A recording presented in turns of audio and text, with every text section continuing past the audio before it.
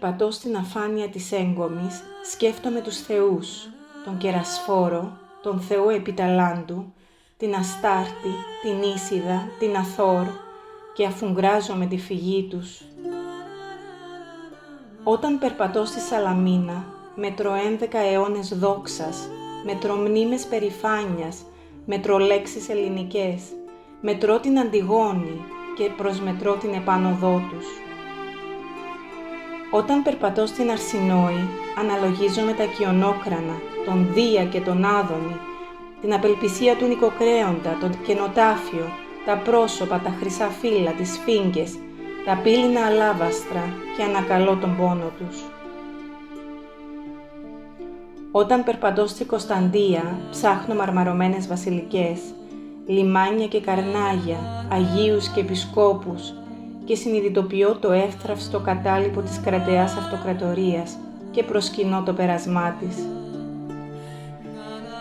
Όταν περπατώ στη δοξασμένη Αμμοχώστο, ακούω ιαχές, αναζητώ καράβια, πύλες, πόρτες, προμαχώνες και αφουγκράζομαι αυτούς που πέρασαν, ανάμεσα σε ερείπια, οικόσιμα, σταυροθόλια και μιναρέδες. Όταν περπατώ στο Βαρόσι, στην παραλία της Γλώσσας και του Κωνσταντία και βλέπω μακριά το κουφάρι του King George, το Αλάσια και το σπίτι μου, σκέφτομαι την πατρίδα μου που ταλανίζεται ανώφελα, ανάμεσα στο ποια πατρίδα πρέπει να αγαπώ.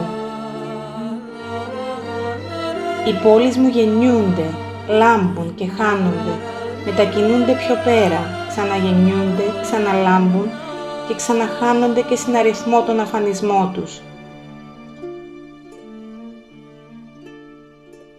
Οι πόλεις μου έγιναν πόλεις της σιωπής και της απουσίας.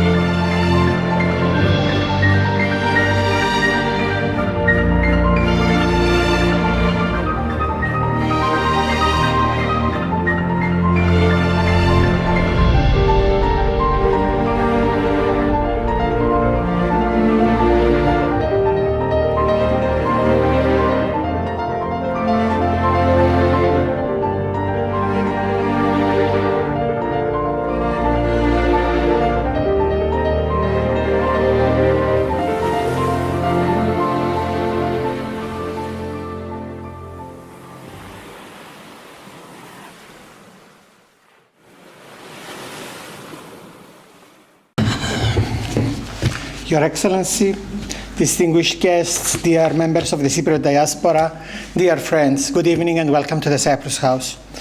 We have just witnessed a journey through images and videos, a silent pilgrimage across the ruins, the streets, and the shorelines of Sαλαμί and Famagusta. Through the eyes of Πέτρου Φιάκκα and the aerial lens of Γιώργου Κλάδη, we traveled over a land that still breathes beneath layers of time and silence. Salamis, once the glorious capital of Cyprus, is not only an archaeological site. It is a heartbeat, a whisper from a city that refuses to be forgotten.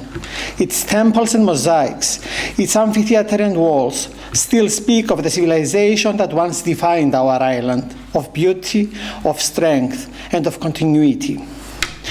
And beyond Sαλαμί lies Varosi, the city without inhabitants, for 51 years now, a place frozen in time. Yet tonight, through this book, through these images, and through the voices gathered here, Varosi lives again.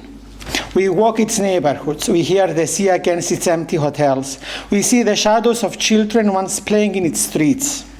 This evening is not only about history, it is about memory. It is about the duty to remember, to speak, and to pass on to younger generations the story of a city that remains alive in our collective soul. We are honored to have three remarkable people who guide us through this journey. Dr. Γιάννης Τουμάζης, whose insights bridge art, culture, and remembrance. Πέτρου Φιάκκα, whose photographic eyes transforms ruins into living testimony. And Dr. Άννα Μαραγκού, the heart and soul and center of this event, whose words and vision give voice to the silence of our homeland. Their work is not just artistic, it's an act of love and responsibility. Your Excellency, it is now my great pleasure to invite you to address our guests and open this evening dedicated to the memory, the soul, and the internal presence of Salamis and Famagusta. I apologize, it takes me some time because my best childhood moments were in King George Hotel at Varosha, and any childhood memory I still recall is of innocence is always associated with that period of time. I can hear you, sorry.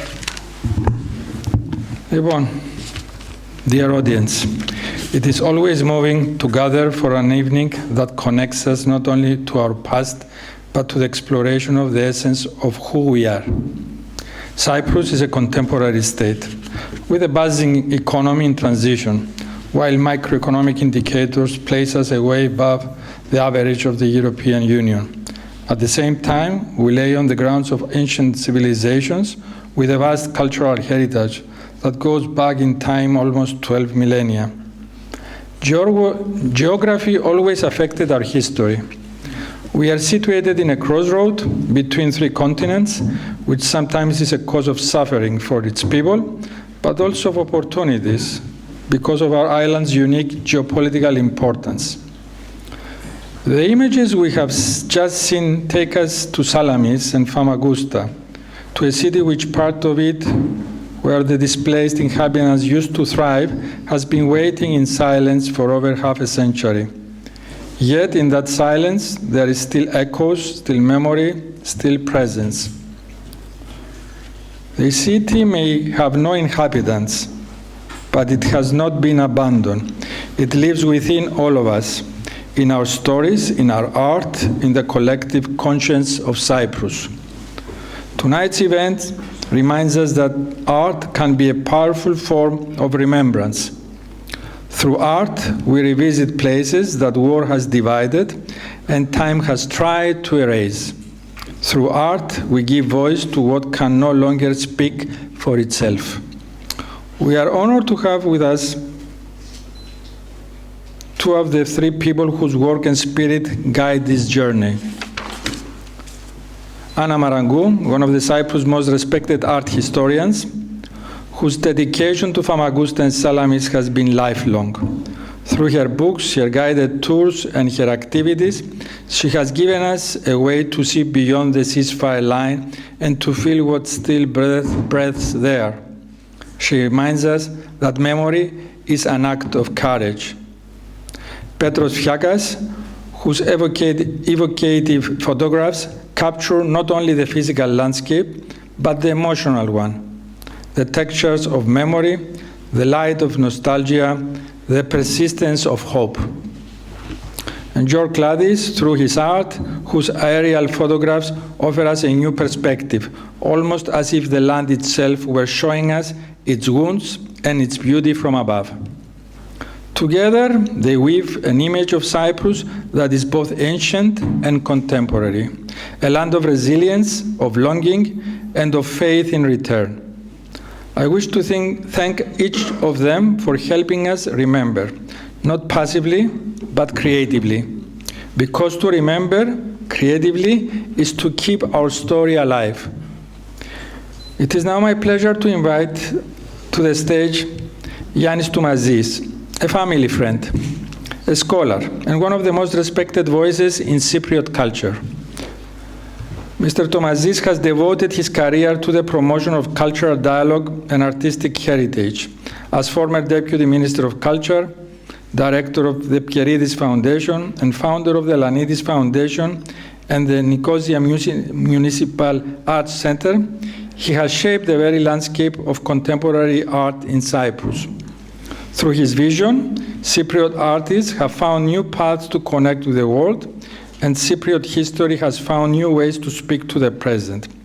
His commitment to preserving and sharing our cultural identity has been and continues to be an inspiration to all of us. Well, Giannis, we are honored to have you present here tonight. We look forward to hear your reflections. The floor is yours.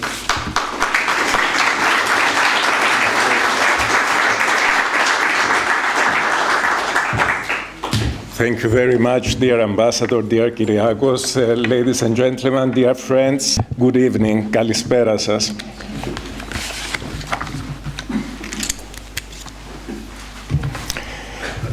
Famagusta, how deeply I have longed for her. There is nothing in this world that evokes the essence of a woman quite like Famagusta. It is one of the most beautiful places on earth. I would not wish to die without visiting Famagusta once again. With these words, Nikos Kazantzakis, one of Greece's greatest writers, described Famagusta in a 1954 interview with the Athens newspaper Ta Nea. Sadly, he passed away 3 years later without even ever returning to our city. Nearly a century after Kazantzakis' visit to Famagusta in May 1926, Anna Maraγκού, through her unparalleled narratives, and Petros Fiakkas, through his rich photographic vision, present their own magnificent travelogue through the time and space of our city. Anna's passion and love for Famagusta, its people, its monuments and stories are well known. This city embodies centuries of spatial and historical continuity, where, as Sir John Davidson Beazley, the distinguished professor of classical archaeology at Oxford University, once wrote, "Europe and the Near East meet and merge." Famagusta is also the subject of words by Stratis Mirivilis, another great Greek novelist, who spoke of the renowned Famagustian painter George Paul Georgiou and his studio. We have the honor to have with us tonight his lovely niece, Rima Outram. Hello, dear Rima. The famed Palazzo, traditionally held to be the last residence of Queen Caterina Cornaro before she surrendered Cyprus to the Venetians in 1489. Here is what Mirivilis wrote in the Greek newspaper Elliniki Imera of the 24th of April, 1952, about Georgiou.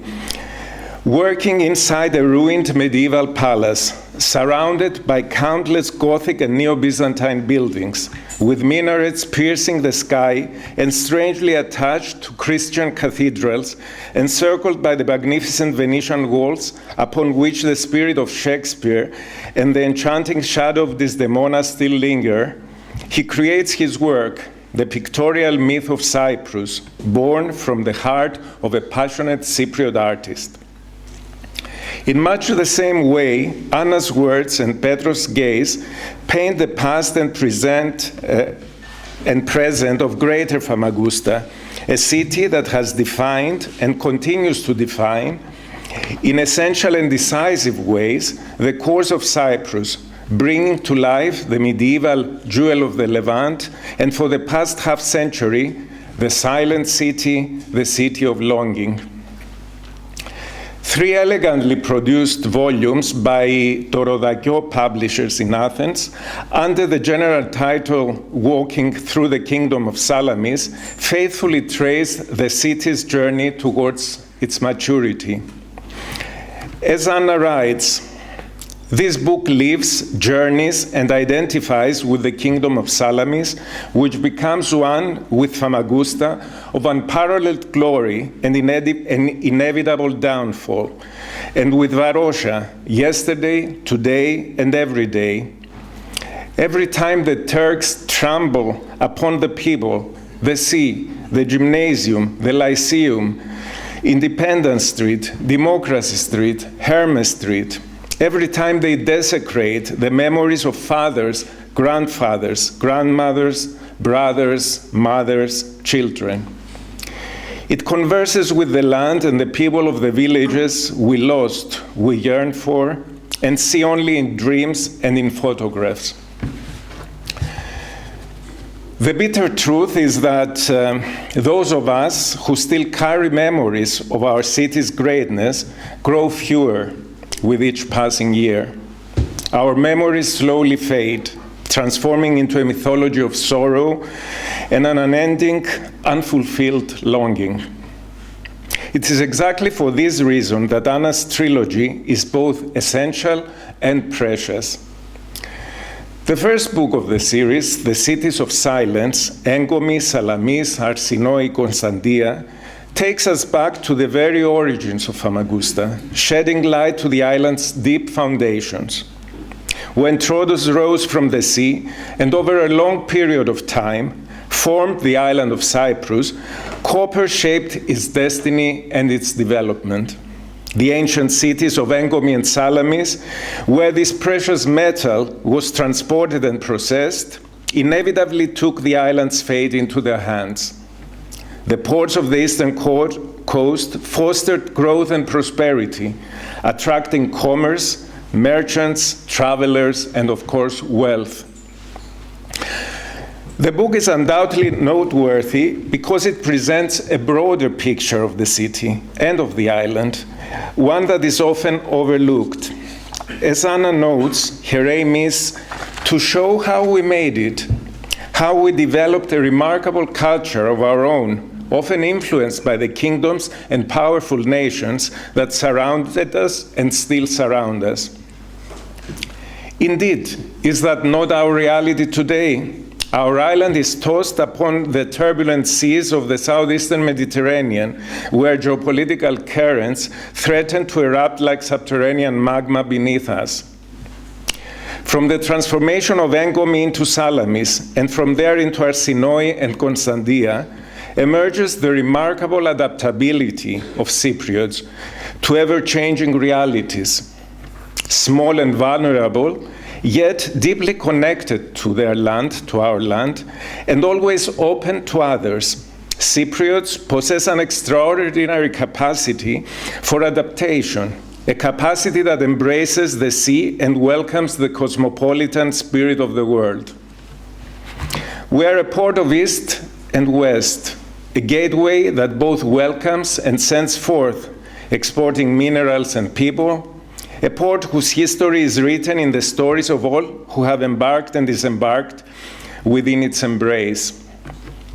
The book's stories are captivating, whether drawn from Anna's personal experiences working alongside the seminal Cypriot archaeologist Vasos Karagiorgis in Salamis, or from the dozens of written and oral sources that together compose a remarkable opus sectile of the city, a marvelous marble mosaic, one that reminds us of the unrivaled Basilica of Kampanopetra in Salamis. One fascinating chapter that stands out for me is on the ancient art of hairdressing, which recounts the discovery of a fragment of an elaborate bronze wig in Engomi. Archaeologists believe it may have once adorned a statue of the celebrated Nefertiti, queen and wife of Akhenaten, and that it reached Engomi likely for recycling when Akhenaten's son, the well-known Tutankhamun, of course, sought to erase all traces of his father's monotheistic sun worship. This remarkable fact underscores the city's significance to ancient Egypt, one of the superpowers of its era. From Engomi, the narrative turns to the glorious Salamis of Evagoras. Anna writes, Salamis is the ancient history of Cyprus, the proof of perseverance, of acknowledging reality, of understanding the country's scale, and of the need for negotiations and alliances. Its soil is steeped in timeless values, principles, and virtues that have kept the island afloat through the centuries. I cannot help but pause at the references to St. Catherine, whom we, Varoshotes or Famagustians, have proudly embraced for generations. I remember that it was the summer of 1994, when, with the special permission from the then Cypriot President Glafkos Kliridis and the Turkish Cypriot leader Rauf Denktash, I entered Famagusta for the first time for an academic project. I'm not sure why, but I thought of bringing with me 3 candles from the famous Phaneromeni church in the center of the old Nicosia. As we passed the edifice, we always knew it as St. Catherine's prison. I asked our Turkish Cypriot driver to stop. The domed stone building was surrounded by a fence overgrown with tall grass and thorns. I managed to climb over and make my way inside. Much to my surprise, the interior was spotless, not a single blade of grass. My first instinct was to light the candles, but it proved impossible, as if some strange currents of air prevented the flame from catching. Suddenly, I saw a small underground chamber, the very one mentioned on page 165 of Anna's first volume, described by the Czech traveler Oldrich Prefat in 1563. It was there that I finally lit all 3 candles, filling the prison with their glow. It was through such stories that those of us who still carry memories of the city grew up. Salamis, Arsinoi, Constantia, those places and their surroundings were our weekend strolls. The monks of St. Barnabas, the colors and scents of the earth, the theater where we first encountered the magic of ancient Greek tragedies. I remember that my own love for theater began when I saw there the 3 youths in the Fiery Furnace performed by the Greek Zouzou Nikoloudis dance theater.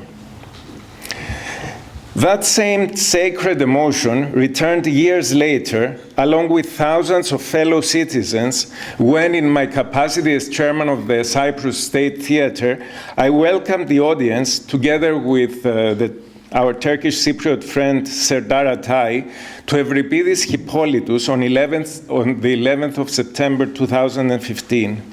On that evening, THOK, the State Theatre of Cyprus, staged the Greek tragedy in the occupied theatre under the auspices of the Bicommunal Committee on Culture.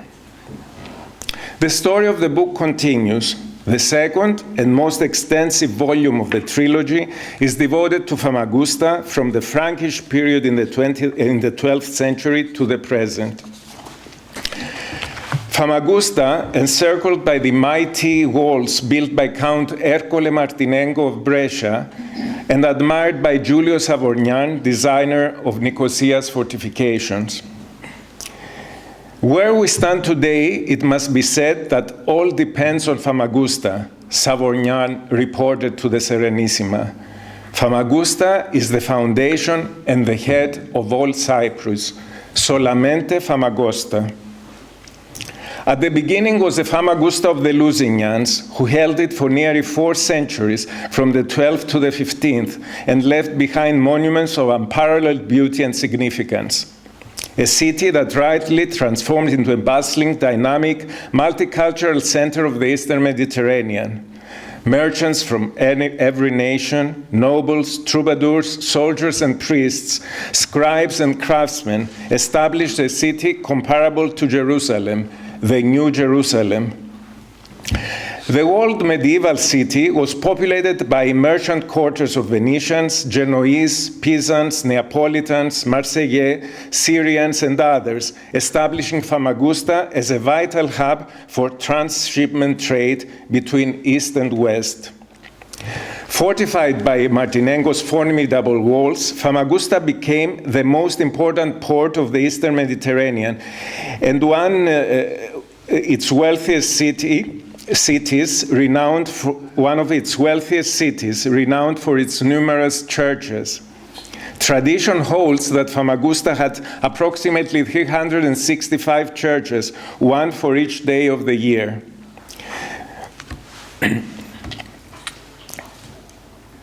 Among all these wealthy inhabitants of Famagusta, there was this immensely wealthy Syrian Nestorian, Sir Francis Ulaha, known locally as Lahanesturis or simply Lahas.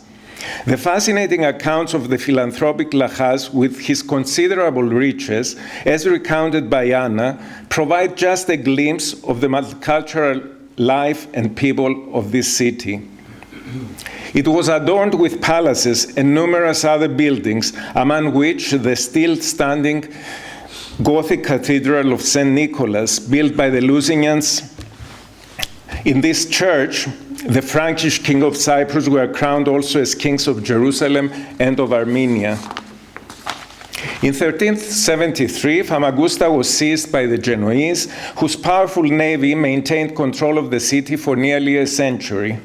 It was during this period that corruption flourished in the prosperous city, such as under Captain Napoleone Lomellini, as Anna says, who together with his son Luca allowed Catalan pirates to enter the city and sell their illicit goods. In 1489, the city fell into Venetian hands and was transformed into an administrative center and military headquarters for the Eastern Mediterranean. Inspired by antiquity and eager to embellish the city, the Venetians brought the goddess Aphrodite from Paphos to Famagusta in a massive ornate sarcophagus placed in the main square, reviving the myth of the goddess of love, whose fascination had long captivated Europeans. In the renowned Othello Tower of Famagusta's fortifications, tradition places the unfolding and tragic conclusion of Shakespeare's Othello, although the playwright never explicitly names Famagusta, referring only to a seaport in Cyprus. It is widely believed, though, that Shakespeare drew inspiration from Cristoforo Moro, a Venetian official who served as governor of Famagusta and Cyprus around 1505 to 1507. Subsequently, we encounter the War of Cyprus, the fall of Nicosia in 1570, and the harrowing siege of Famagusta. The city withstood the Ottoman invasion with extraordinary heroism, enduring an arduous siege lasting 11 months until August 1571. The Venetian garrison and the citizens resisted 7 major assaults and withstood 150,000 cannon shots. Ultimately, lacking support from Venice or the Holy League, Venetian commander Marcantonio Bragadin was compelled to surrender the city on August 1st, 1571. Although Lala Mustafa Pasha had promised safe passage to the garrison and the inhabitants, he renegated on his word, massacring the defenders, and after brutally torturing Bragadin, flaying him alive and parading his lifeless body through the streets of the city. A pamphlet published in Nuremberg in 1572 includes an excerpt from a report by Lala Mustafa's secretary to the Ottoman commander-in-chief stating, "Such a fortified city I have never seen in my life. Blessed is he who designed and built it."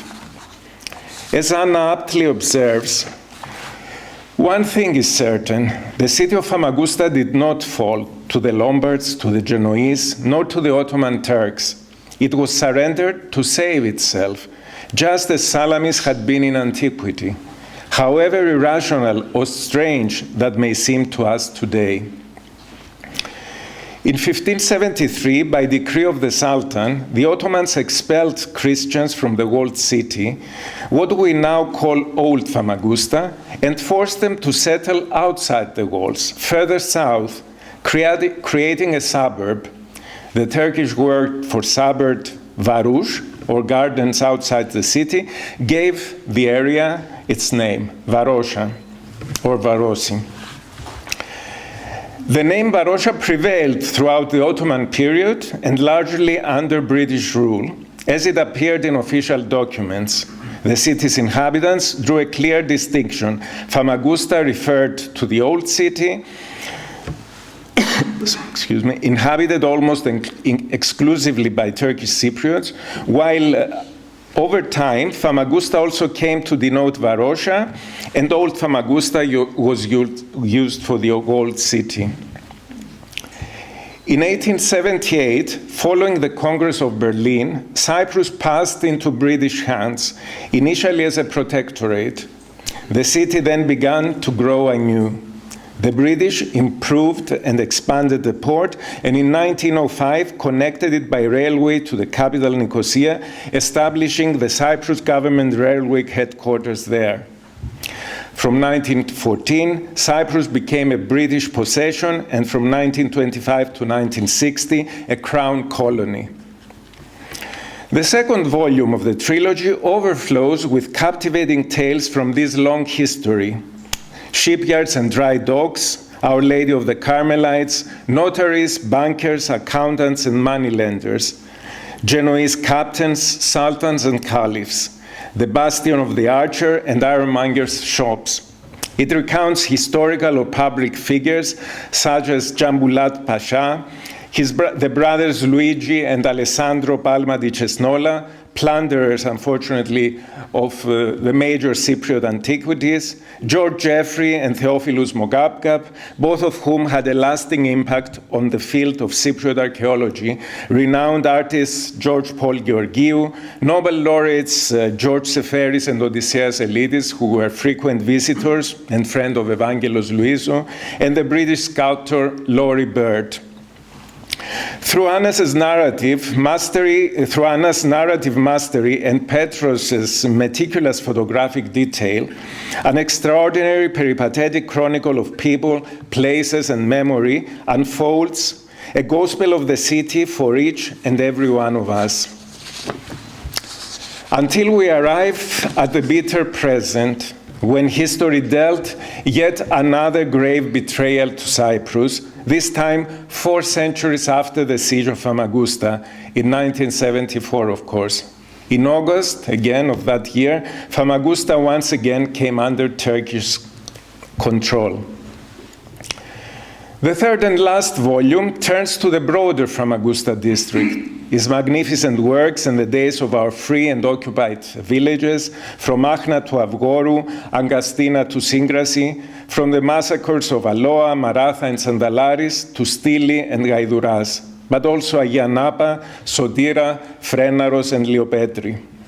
An endless wealth of stories and images remind us of what we once were and the extent of our loss. But what of today? How does the story continue? On 9 September 2019, the Turkish Foreign Minister, Mevlut Çavuşoğlu, was given a tour of the fenced-off Famagusta by Kudret Orzesai, the so-called Foreign Minister of the self-proclaimed administration of the occupied areas. Earlier in June of that year, Orzesai had announced plans to open Varosha, which Turkish and Turkish Cypriot entrepreneurs envisioned developing into the Las Vegas of the Mediterranean. He maintained that property rights would be respected and that the opening would proceed as scheduled. This was followed by Erdogan's infamous visit and picnic on the sandy beach, where alongside Turkish flags, the banner of TOKİ, Turkey's State Housing Development Agency, was prominently displayed. Since 8 October 2020, when the occupying army and the Turkish Cypriot authorities partially opened the city, allowing visits that resemble a grim, dark tourism amusement park of barbarity, the people of Varosha have felt the ground shake beneath their feet. It is as if time no longer follows a linear path, but pulses like a wave, dragging us into strange existential games, introspection, and psychoanalytic quests. Essentially, they have presented us with a three-dimensional model of our former life, an abandoned shell of our birthplace, looted and desecrated, and we are forced, as unwilling voyeurs of horror, to confront the festering wounds we have struggled imperfectly, unfortunately, to soothe for the past 50 years. I firmly believe the case of Famagusta is unique. For better or worse, this empty shell of a city, left to the mercy to the elements for decades, carries profound symbolism. On one hand, this untouched and uncolonized space could be the starting point for a reunified Cyprus. On the other, it risks becoming what many now describe as the tombstone of the Cyprus issue. Unfortunately, despite UN resolutions, we seem to be witnessing the latter. After repeated failures and the blame cast upon us for missed opportunities, the Turkish Plan B, or perhaps Plan A, is taking shape. Varosha is next in line for development and for exploitation. A walk through fenced-off Famagusta convinces even the most skeptical observer, whether on foot, by bike, in a guided buggy, or on a scooter, one witnesses the gradual encroachment and appropriations of the city's public spaces. For a city is not only its private properties, it is above all its public infrastructure, the spaces that define its municipal and civic identity. Already, Kennedy Avenue, along the seafront, has been renamed Semir Sancar Çadesi, in honor of the Turkish general who commanded the invading forces in 1974. Climbing Demokratias Avenue, the city's central artery, one reaches the renovated Bilal Aga Mosque, whose existence had been unknown to most of us, to most Varoshotes. In the avenue's center stands a large billboard displaying Ottoman's Vakif title deeds, apparently informing visitors about the city's property status. From recent photographs, I saw that these billboards are all over now the open city. Meanwhile, slogans painted in support of Georgios Grivas and Archbishop Makarios, alongside the stelling renaming of Demokratias Avenue as Enosis Street by pro-Greek union groups, serve as reminders of our own share of responsibility, feeding the Turkish narrative of a so-called peace operation and smoothing the path towards the normalization of criminal illegality. Famagusta is not merely a dead city with hotels, apartment blocks, and houses. It is not only streets, squares, markets, courthouses, post offices, schools, public baths, and sport fields. It is every inch of private and public land. Famagusta is also everything that Anna writes about and Petros captures on film from its distant past. This is Famagusta we must remember.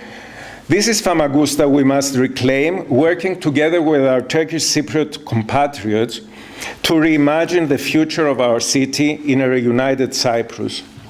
We must persuade all Cypriots, whether Greek or Turkish, that we must not allow it to be turned into the Las Vegas of the Mediterranean, but into a living model of reunification. Together, the old and new city could be transformed into a living example of a cultural and a political renaissance. The walled city, with its incomparable monuments, deserves to be recognized as a UNESCO World Heritage Site. The new city, Varosha, could be rebuilt, avoiding past mistakes, and revived as a symbol of peaceful coexistence, symbolizing the Cyprus we dream of and strive for through a lasting solution to our problem. Reunification of the island can and must begin with our city. This is why Anna's 3-volume work presented tonight is so important. It reminds each and every one of us, those who have lived in and loved this city, that its history cannot and must not end here. Whether we realize it or not, a significant history rests upon our shoulders. Άννα Μαραγκού, Πέτρος Φιάκκας, and το Ροδαγιό publishers have succeeded in giving us a remarkable work about a remarkable city. Leafing through its pages, we literally sink into the golden sand that gave Famagusta its name. Reading Anna's stories engages all our senses. Before our eyes rise the temple of Zeus in Salamis, the palaces and the basilicas. We smell the jasmine and fragrant lemon and orange blossoms. We taste the royal hunt. We touch silks, velvets, and ornate jewelry of the noble women. We hear the bustling throng of merchants in the harbor. And above all, there is a sense, perhaps even a sixth sense, that nothing ends here. So may this work, a legacy, be a legacy for us and the future generations. May this work be blessed with a good journey, but above all, may the future of our city and of our island be equally well blessed. Thank you very much.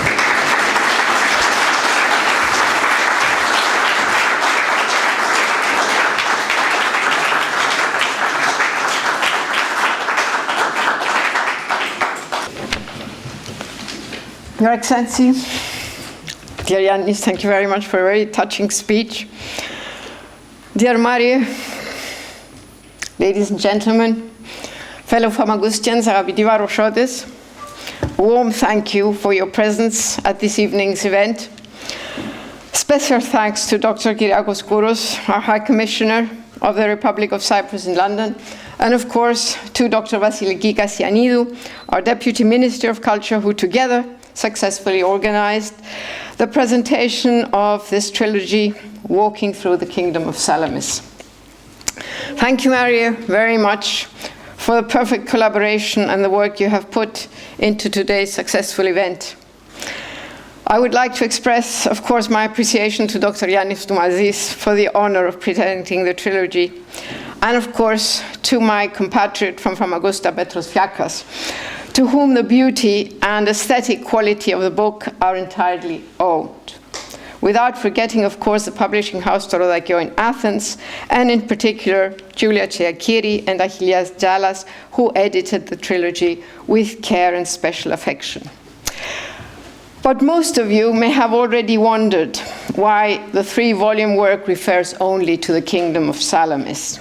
Because, as you probably now have heard, Salamis, dear friends, is Famagusta, and Famagusta is Salamis. Dr. Toumasis, in his valuable presentation, has noted that this trilogy refers to the history of the eastern part of the island, from antiquity to the present day, and records the glorious 36 centuries of a unique civilization. It reflects the words of the great French historian, Fernand Braudel, in his book about the Mediterranean Sea. He speaks of la longue durée, which means the long-lasting history. And of course, here you have it. Antiquity, Rome, the glorious Byzantium, the Middle Ages, the Ottoman and the British period, and finally the 65 years of the Republic we celebrate tonight.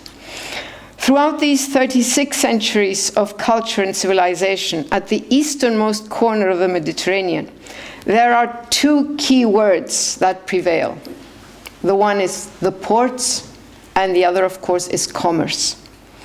Famagusta, ladies and gentlemen, is the continuation of the city-state of Engomi, a city-state, succeeded, of course, by Salamis in 11 whole centuries, renamed to Arsinoi by the Ptolemies, and to Constantia by the Byzantines. It is precisely this glorious history that we and our children and grandchildren have to learn and appreciate, and above all, understand its important role, then and now.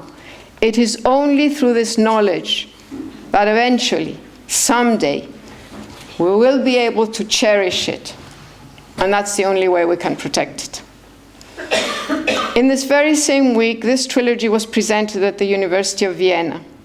And our presence in London today underlines our determination to bring Famagusta back, not only in the memory of its glorious past, but also into our everyday life, to rightfully reclaim a city that remains empty, awaiting the return of its lawful inhabitants.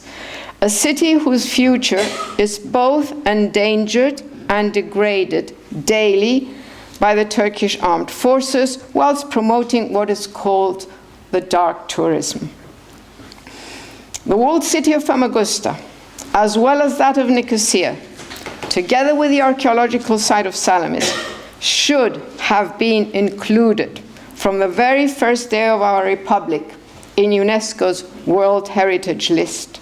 Because monuments, ladies and gentlemen, dear friends, belong to the world. What belongs to us is the duty to protect, respect, and preserve them for the future generations in our reunited country. Monuments reveal the past, but they also illuminate the future. Thank you very much.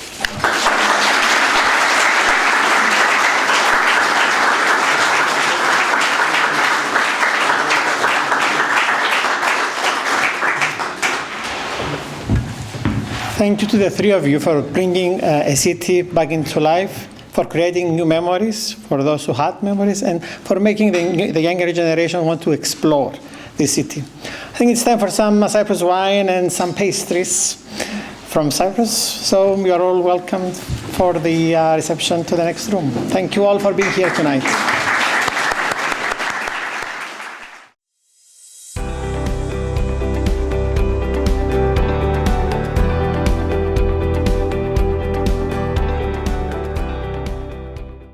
Καλησπέρα σας κύριε Μαραγκού, καλώς ορίσατε στο Λονδίνο και πάλι. Πολύ ενδιαφέρον το θέμα της εκδηλώσεως απόψε. Πέστε μας λίγα λόγια έτσι, πότε αρχίσατε να ασχολείστε με αυτό το κύριο θέμα που ακούσαμε απόψε. Ως Αμμοχωστιανή, δεν είναι βέβαια τώρα που ασχολήθηκα, αλλά εδώ και πάρα πολλά χρόνια.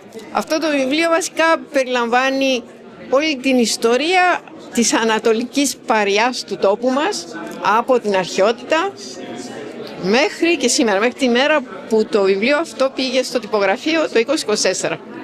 Και πώς ήταν η συνεργασία σας με τους άλλους συνεργάτες που συμμετέχουν στο βιβλίο? Οφείλω να πω ότι η ομορφιά του βιβλίου οφείλεται στο συμπατριώτη μου τον Αμμοχωστιανό, τον Πέτρο Φιάκκα, αλλά και στον Γιώργο τον Κλάδη, ο οποίος ήταν στην Αθήνα και ήρθε, και αυτός έχει όλη τη δουλειά της αεροφωτογράφησης που ήταν πάρα πολύ σημαντική, γιατί είναι χώροι οι οποίοι, καταλαβαίνετε, σήμερα είναι κατεχόμενοι και βέβαια οι άδειες, όλα αυτά ήταν πάρα πολύ δύσκολο να τα αποκτήσουμε όλα αυτά, οπότε είναι δουλειά πολλών χρόνων μαζεμένων σε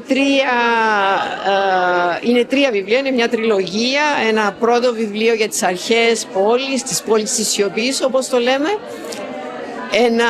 Το δεύτερο πιο μεγάλο βιβλίο είναι για την Αμμόχωστο μόνο, την μεσαιωνική πόλη της Αμμοχώστου, αλλά και την Οθωμανική και την Βρετανική κατά τη διάρκεια της Απικιοκρατίας, μέχρι και την μέρα που φύγαμε από την πόλη στις 13 του Αυγούστου του 1974, που φύγαμε από την πόλη.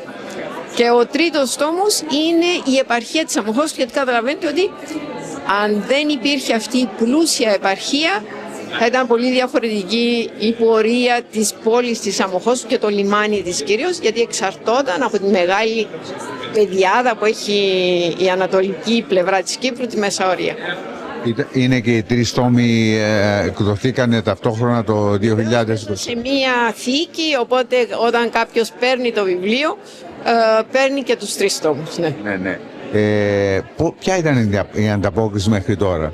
Ήταν πάρα πολύ καλή. Βέβαια καταλαβαίνετε ότι πρέπει κάποια στιγμή να μεταφραστεί και στην αγγλική γλώσσα.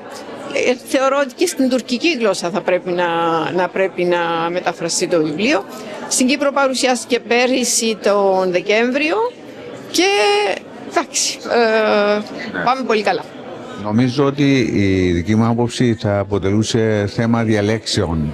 Έχετε έτσι κάνει κάποιες διαλέξεις? Το κάνω εδώ και χρόνια για τα παιδιά, τα μικρά των σχολείων, γιατί εγώ έχω ζήσει στην Αμμοχώστου, γιατί έφυγα από εκεί όταν ήμουν 23 ετών, οπότε έχω μνήμες της Αμμοχώστου, οι γονείς μου είναι από την Αμμοχώστου και όταν μιλάει κάποιος στα μικρά τα παιδάκια και τους λέει όχι χρονολογίες, αλλά αληθινές ιστορίες, τότε καταλαβαίνουν ότι η Κύπρος δεν είναι μόνο αυτοί που ξέρουν σήμερα η μοιρασμένη πατρίδα, αλλά ίσως η μεγάλη ιστορία είναι και στην κατεχόμενη μεριά μας. Ποια η σχέση σας με την πολιτική? Καμία. Επειδή έρχονται εκλογές τώρα και επειδή ξέρω ότι στο παρελθόν...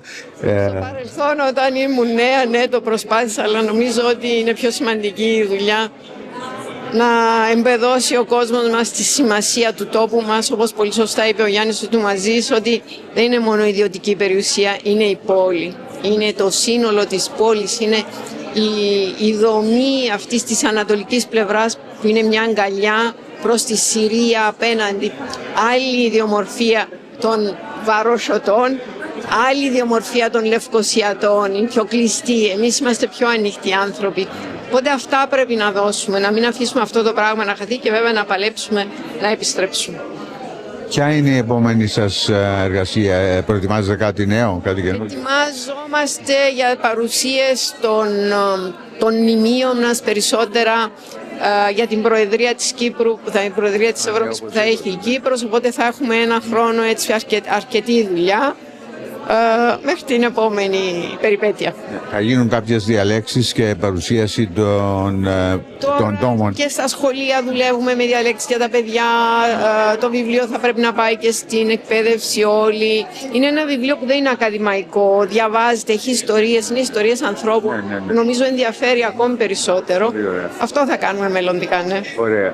Θα ήθελα να σας ρωτήσω, προγραμματίζετε κάποια άλλη επίσκεψη στο μέλλον εδώ στο Λονδίνο? Για την ώρα όχι, νομίζω ότι θα έχουμε πολλή δουλειά για τις προετοιμασίες τώρα, τουλάχιστον στο πολιτιστικό τομέα για την Προεδρία που έρχεται. Και εντάξει, εγώ έχω την απασχόληση γιατί κάνω περιοδίες στην κατεχόμενη γη για να αφυπνίσω έτσι τον κόσμο και να επαναφέρω αυτή την κατεχόμενη πατρίδα μέσα στην καθημερινότητά μας. Είπατε κάνετε περιοδίες και στην κατεχόμενη γη. Βεβαίως. Τότε είναι αναγκαίο να εκδώσετε και το βιβλίο στην τουρκική. Βεβαίως. Αυτό προσπαθούμε να κάνουμε και νομίζω ότι αυτή τη φορά θα τα καταφέρουμε. Συγχαρητήρια και πάλι και εύχομαι κάθε επιτυχία σε όλες τις προσπάθειες που κάνετε. Σας ευχαριστώ πάρα πολύ. Ευχαριστώ εγώ. Ευχαριστώ πολύ.